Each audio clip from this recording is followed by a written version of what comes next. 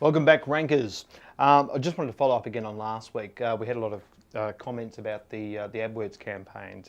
And basically what I was saying was the most important thing that you have to look at with any AdWords campaign, and for that matter, any advertising campaign, is what is the return on your investment? How much are you spending versus how much are you making? And unfortunately, the bulk of agencies that I've run into out there that are actually taking care of people's AdWords campaigns, they're not doing that. They're not looking at the conversions, and that's what you must demand from your agency. If you're paying someone to look after your AdWords campaign, you need to see in a monthly report, or how much did I spend, and what was that worth to me? And look, all the tools are out there to do that. And if your agency isn't doing that, I'd suggest swapping agencies. Okay.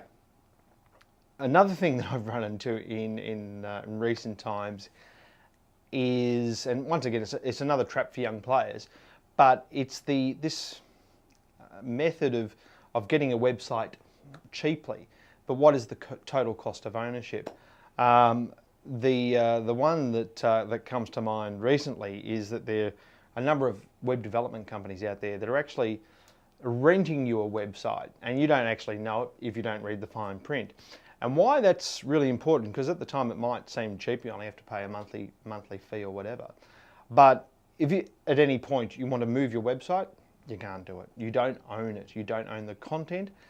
And that is the worst approach to running a business. It would be the equivalent of, renting everything that is your business, staff, everything, and someone else can just come along and say, no, you can't move, you can't do anything unless we give you the say-so, or unless you pay us more money to get the site off us. And it's a lock-in technique, which I think verges on the unethical sometimes, because a lot of these businesses don't realise how important their website is going to be now, but also in the not too distant future, when so much business is now online.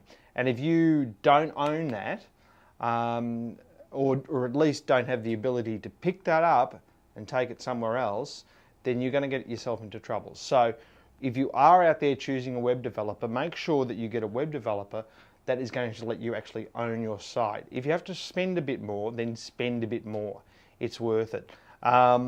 Look, and I'm not talking about the e-know-hows of the world out there that basically rent you a content management system and rent you a customer relationship management system and all those sorts of things. That's different. I'm talking about going in and you think you're commissioning someone to build your website, but you actually end up renting the thing. So just really check the fine print, because I've run into a couple of clients this year who've got themselves in all sorts of trouble as far as search marketing goes, because they don't have the ability to edit the site like it needs to be edited, and they can't move it to another server which will allow that editing, because they're renting the site, and they haven't realised that until they've come and spoken to us. So that's it for this week. Remember, if you have got news we can use, then please send it through. If you've got questions you want answered, please send them through. A bit of news this week. There's there's one new search engine that's getting a lot of chatter in all the social network groups and various online forums. And it's CUIL.com, new search engine. Now, it's apparently it's been designed and built by former Google employees. I've had a look at it. I must be missing something, because I can't see anything terribly special about it. And the general consensus seems to be on a lot of the social networks that everybody's sort of going, so what? So if you can find out anything interesting about this new search engine and why we should be excited about it, then please let me know.